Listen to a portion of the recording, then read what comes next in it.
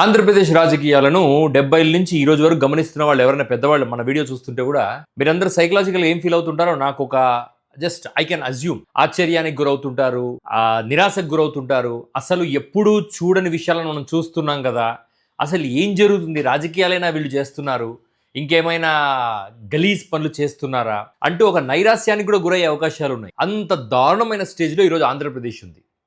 ఎందుకు?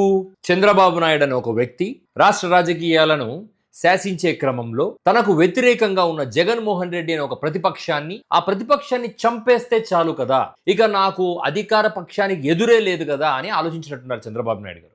ఈయన ఆలోచనకి ఊతం ఇవ్వడానికి ఒక 4-5 మీడియా వ్యవస్థలను ఏర్పాటు చేసుకొని ఇవాళ ఆంధ్రప్రదేశ్లో ఒక వికృతమైన రాజ్యం వెళ్తుంది అని చెప్పడానికి నేను ఏమాత్రం సందేహించను.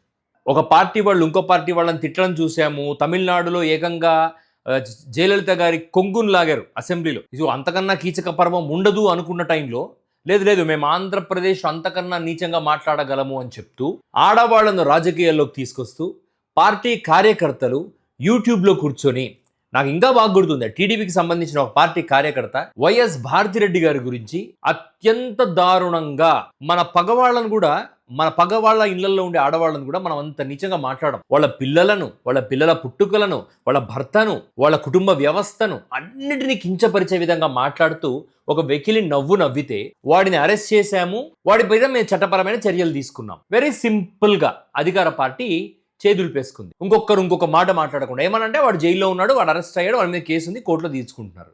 వాడికి ఎటువంటి శిక్ష పడింది, చట్ట ప్రకారం వాడి మీద శిక్ష ప్రూవ్ అయిందా లేదా, ఇవేవి డీటెయిల్స్ మనకు ఉండవు. నోటికొచ్చినట్టు ఒకడు వాడి యొక్క తుత్తరంతా తీర్చుకునేలా మాట్లాడేసి వాడి మీద కేసు పెట్టాం, అయిపోయింది. కానీ వాడి మాటలు మాత్రం సభ్య సమాజం తలదించుకునేలా, గౌరవమైన స్త్రీలు ఆత్మహత్యలు చేసుకునేలా ఉంటాయి. బేసికలీ భారతదేశంలో స్త్రీకి గౌరవం ఇస్తాం అని మనం పేపర్లలో, రాజకీయమైన మీటింగ్స్లో, న్యూస్ ఛానల్స్లో మాట్లాడతాం. కానీ గ్రౌండ్ రియాలిటీ ఏంటంటే పొరపాటున రాజకీయ ప్రత్యర్థుల భార్యలు కానీ, రాజకీయ ప్రత్యర్థుల చెల్లెళ్ళు కానీ, రాజకీయ ప్రత్యర్థుల ఆడవాళ్లు కానీ దొరికితే చీల్చి చెండాడే వ్యవస్థల్లో బతుకుతున్నాం మనం. ABN Andhra Jyothi weekend comment. Basically ABN Andhra Jyothi అనేవాడు టీడీపీ ముసుగు వేసుకోలేదు, వీడు టీడీపీ బట్టల్లోనే ఉన్నాడు. వాడు ముసుగేసుకున్నాడు అని మీరు మేము అనుకోవాల్సింది కానీ వాడు టీడీపీ బట్టల్లోనే ఉన్నాడు. వాడి అజెండా ఏంటి, జెండా ఏంటి, వాడు ఏం మోస్తున్నాడు అనేది ప్రపంచంలో అందరికీ తెలుసు. దాన్ని మనం మళ్ళీ ముసుగు తీసేసిరా అని వైసీపీ కార్యకర్తలు, నాయకులు అంటుంటారు. నిజంగా I don't know why they are talking like that. ABN Andhra Jyothi అనేవాడు మీడియా ఛానల్ డ్రామా పెట్టుకొని టీడీపీ స్పోక్స్ పర్సన్ లాగే బిహేవ్ చేస్తారు.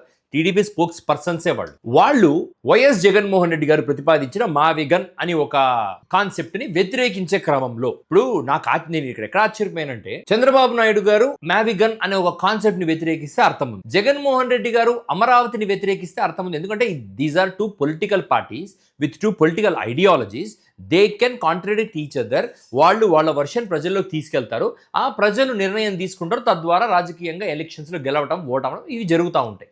కానీ ఇందులో ఇక్కడ వీళ్ళు మాట్లాడింది ప్రజలకు చెప్పడం మీడియా యొక్క ఉద్దేశం లేదు. నెక్స్ట్ స్టెప్ ఏంటి, వాళ్ళు మాట్లాడిన విషయాలను నాలాగో ఇట్లా విశదీకరిస్తూ ద ట్రూత్స్ జనం ముందర పెట్టడానికి ఒక విశ్లేషణ చేయడం రెండవ స్టెప్. ఇక మూడవ స్టెప్ ఏంటి అంటే, ఒక సైడ్ కానీ నిజాయితీగా ఒక న్యాయం ఉంటే దాన్ని ప్రపోజ్ చేస్తూ ఇలా ఎందుకు చేయకూడదు అంటే మీడియా మాట్లాడే అవకాశాలు ఉన్నాయి. కాకపోతే ఇవన్నీ పక్కన పెట్టేసి చట్టం వాడుకొని మీడియా ముసుగేసుకొని మనకు నచ్చింది జనాలకు చెప్పొచ్చు, శాటిలైట్ ఛానల్ ఉంది మనం చెప్పొచ్చు అన్నది ఈ ఏబిఎన్ కానీ, టీవీ5 కానీ, మహా ఛానల్ కానీ నమ్ముకున్నారు. I even bring Sakshi into this situation. But ఏంటంటే సాక్షి అవుట్ రైట్గా ఒక పార్టీని సపోర్ట్ చేస్తా, ఒక పార్టీ యజమానిచే నడచబడుతుంది కాబట్టి మనం దాని గురించి ఎంత మాట్లాడినా ఉపయోగం లేదు. సాక్షి పోయి చంద్రబాబు నాయుడు గారిని పొగడదు కదా, ఎందుకంటే సాక్షి జగన్ది కాబట్టి చంద్రబాబు నాయుడు గారిని పొగడరు. కానీ ఏబిఎన్ ఆంధ్రజ్యోతి అనేది ఒక ఇండిపెండెంట్ వ్యవస్థ. తన యొక్క అవసరాల కోసము, తన యొక్క డబ్బు అవసరాల కోసం, తన యొక్క రాజకీయ అవసరాల కోసం చంద్రబాబు నాయుడు గారిని ప్రొజెక్ట్ చేస్తా ఉన్నారు. సరే, ఇది తప్పు అయినా నేను తప్పు అనే విషయాన్ని ఇప్పుడు చెప్పను. Okay, let them die. మావిగన్ కాన్సెప్ట్ నీకు నచ్చకపోతే ఈ కాన్సెప్ట్ బెటర్గా ఉంది కదా, దీన్ని ఎందుకు ట్రై చేయకూడదు జగన్మోహన్ రెడ్డి గారు అని మాట్లాడాల్సిన ఏబిఎన్ ఏ స్థాయికి దిగజారిందంటే, అది దిగజారడం అని కూడా అనను, ఇది చాలా మందికి అర్థం కాని విషయం ఏంటంటే, ఇది ఒక స్ట్రాటజిక్ గా ఏబిఎన్ ఆంధ్రజ్యోతి వినియోగించిన ఒక అస్త్రం. అది ఏంటి అంటే, ఇప్పుడు జగన్మోహన్ రెడ్డి గారు నాయకుడిగా తమ పార్టీ క్యాడర్కి కానీ నాయకులను కానీ మీరు మీ పెళ్లాలను వదిలేయండనో లేదా మీ పెళ్లాలను ఇంకొకరికి ఇచ్చేయండనో అంటే నాయకులు తీసుకుపోయి వాళ్ళ పెళ్లాలను వేరే వాళ్ళకి ఇచ్చేయడానికి రెడీగా ఉన్నారు. అంటే లిటరల్లీ కామన్ మ్యాన్ భాషలో మాట్లాడాలంటే నాయకుడు తన పెళ్లాన్ని తార్చడానికి కూడా రెడీగా ఉన్నాడు తమ అధినేత చెప్తే అని చెప్పడానికి ప్రయత్నం చేశారు ఏబిఎన్ ఆంధ్రజ్యోతి రాధాకృష్ణ గారు. అంటే జగన్మోహన్ రెడ్డి గారు చెప్పిన ఈ విధానాన్ని జనంలోకి తీసుకెళ్తున్నారే మీరు. అలా ఎలా తీసుకెళ్తారు? జనానికి ఇది తెలియకుండా మేము కష్టపడి మీడియా వ్యవస్థల్ని వాడి మసిపూసి మారేడుకాయ చేస్తూ ఉంటే మీరు ఎలా తీసుకెళ్తున్నారు? అమరావతిని శాశ్వత రాజధానిగా చంద్రబాబు గారు ప్రమోట్ చేశారు కదా, దాంట్లో మాకు బెనిఫిట్స్ ఉన్నాయి కదా, దాంట్లో మాకు స్టేక్స్ ఉన్నాయి కదా, మేము ఆల్రెడీ దాంట్లో స్థిరంగా ఉన్నాం కదా, 3 రాజధానుల కాన్సెప్ట్లో మీరు ఫెయిల్ అయినారు కదా, మళ్ళీ కొత్త కాన్సెప్ట్ తీసుకొస్తే మీరు జనాలు మా అమరావతిని క్వశ్చన్ చేస్తే మా అమరావతి పరిస్థితి ఏంటి అని చంద్రబాబు నాయుడు గారు వాదించాల్సింది ఆయన బదులు ఏబిఎన్ ఆంధ్రజ్యోతి రాధాకృష్ణ వాదించాడు. వాదించే క్రమంలో కార్యకర్తల్ని నాయకుల్ని అత్యంత దారుణంగా మాట్లాడిన మాట ఇది. యాక్చువల్లీ ఏబిఎన్ రాధాకృష్ణ ఉద్దేశం ఏంటంటే ఈ మాట మాట్లాడితే వెంటనే వైసీపీలో ఉన్న నాయకులందరూ చెలరేగిపోయి కార్యకర్తలు కూడా చెలరేగిపోయి రప్పా అనే స్టేట్మెంట్స్ ఎవడన్నా వాడతాడేమో, లేదా వాడకపోతే వాళ్ళ మధ్యలో ఆ స్టేట్మెంట్ని చొప్పించి వాళ్ళ చేతికి బ్యానర్స్ ఇచ్చి మన వాళ్ళని కూడా వాళ్ళ దాంట్లో కలిపేసి ఏబిఎన్ ఆంధ్రజ్యోతి మీదకి ఎప్పుడన్నా ఖచ్చితంగా వీళ్ళు రెచ్చిపోయి మాట్లాడడానికి వస్తారో ఆ టైంలో ఈ గుంపును కూడా కలిపేసి ఒక పెద్ద గోల చేసి చూసారా మీడియా మీద దాడి చేయడానికి వచ్చారు, చూసారా మహిళల్ని బూతులు తిడుతున్నారు, చూసారా ప్రభుత్వానికి వ్యతిరేకంగా పెద్ద యుద్ధం చేస్తున్నారు, చూసారా లా అండ్ ఆర్డర్ వ్యవస్థల్ని నాశనం చేస్తున్నారు అని చెప్పే ప్రయత్నం చేసే క్రమంలో ఈ మాటను అనటం జరిగింది. నేను ఇక్కడ ఒక ఉదాహరణ తీసుకోవాలనుకుంటున్నాను. ఇప్పుడు చంద్రబాబు నాయుడు గారి సతీమణి ఉంది. ఆవిడను అసెంబ్లీ సాక్షిగానో మీడియా సాక్షిగానో ఎవరో ఏదో మాట్లాడారు. ఆ మాట్లాడిన మాటలను ఉద్దేశించి ఎన్టీ రామారావు గారి బిడ్డ, అంత మహానుభావుడి బిడ్డ చంద్రబాబు నాయుడు గారి భార్య, ఇక లోకేష్ గారు వస్తే నా తల్లినంటే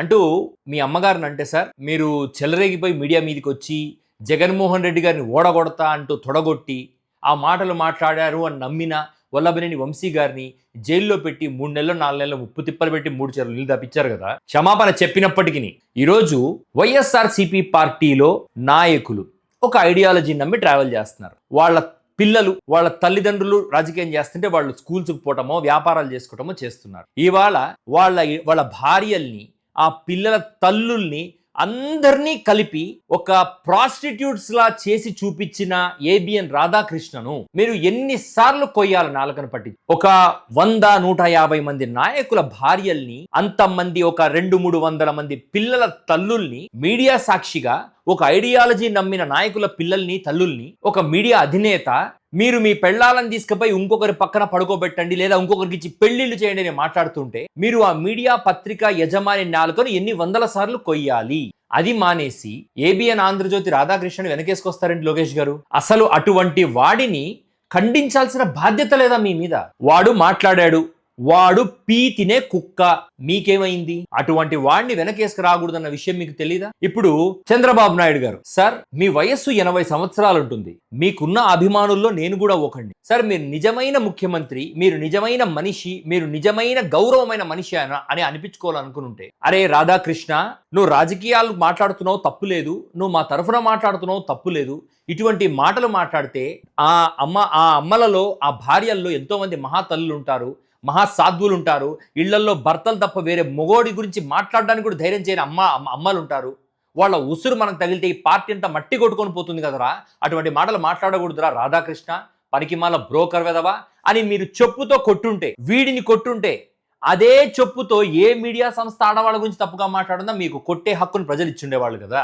ఏమైంది చంద్రబాబు నాయుడు గారు? మీలో ఉండే ఆ హ్యుమానిటేరియన్ ఎథిక్స్ అవన్నీ ఎక్కడికి పోయాయి? ఇక పవన్ కళ్యాణ్ కాపీ పేస్ట్ బ్యాచా మీరు? జనసేన పార్టీ అనేది కాపీ పేస్ట్ కోసం నడుపుతున్నారా మీరు? టీడీపీ తన స్టాండ్ తన ఏబిఎన్ ఆంధ్రజ్యోతి రాధాకృష్ణకు అనుకూలంగా తెలియజేసింది. పవన్ కళ్యాణ్ మీకేమైంది అంటే మీ అమ్మని తిట్టిన రోజు గుండెలు చించుకుంటావు, చించుకున్న గుండెలతో అధికారం సంపాదిస్తావు, సంపాదించిన తర్వాత ఇంకొకరు అమ్మని తిట్టొచ్చు, దాన్ని నువ్వు ఖండించవు, ఖండించకపోగా తిట్టించుకున్నోడిని ఖండిస్తావు. అరే మీరు తప్పు, మీరు తిట్టించుకోవాలి. నువ్వు తిట్టించుకున్నప్పుడు జాలిపడిన అవే జీవులు మీకు అధికారం ఇచ్చినప్పుడు మీరు వాళ్ళని తిట్టినప్పుడు కనీసం వాళ్లకు ఒక సపోర్ట్ తెలియజేయరా పవన్ కళ్యాణ్? ఇప్పుడు మీ నాగబాబు గారు ఉన్నారు, ఆయన కూతురుంది నిహారిక, ఆవిడ బయటికి వెళ్తుంది, ఆవిడని ఎవడో ఒకడు ఏ కార్యకర్తనో ఇటువంటి మాటలు మాట్లాడితే మీరు చెల్లించరా? మన అమ్మ ఉంది, మన ఇంట్లో అమ్మ ఉంది, మన ఇంట్లో వదిన ఉంది, మన ఇంట్లో ఆ బిడ్డలు ఉన్నారు, మన ఇంట్లో మనకు బిడ్డలు ఉన్నారు. ధైర్యంగా మీ అన్న కూతురు, నాగబాబు గారి కూతురు ఒక ప్రొడక్షన్ హౌస్ పెట్టి గొప్పగా సినిమాలు తీసుకుంటా ధైర్యంగా సమాజంలో తిరుగుతుంది.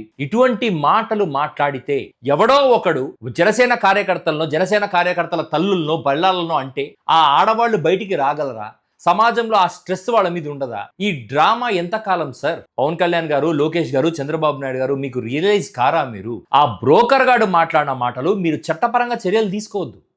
కనీసం పత్రిక మీడియా పరంగానో మీ ట్విట్టర్ పేజెస్ లోనో ఖండించలేరా? How horrible the situation is. Sir, ఈ రోజు ఆడవాళ్లను అంటే మనకు ఉసురు తగులుతుంది అనే కాన్సెప్ట్ నమ్మితే మాత్రం గుర్తుపెట్టుకోండి, ఇంతమంది నాయకులు, ఇంతమంది కార్యకర్తల వాళ్ళ భార్యల్లో ఎంతో కొంత మీరు అనుకున్నంత గొప్పవాళ్ళు ఉండకపోవచ్చు. మీ కుటుంబాల్లో పెద్ద పెద్ద పుట్టుకలు పుట్టిండకపోయిండొచ్చు వాళ్ళు కూడా ఆడవాళ్ళు.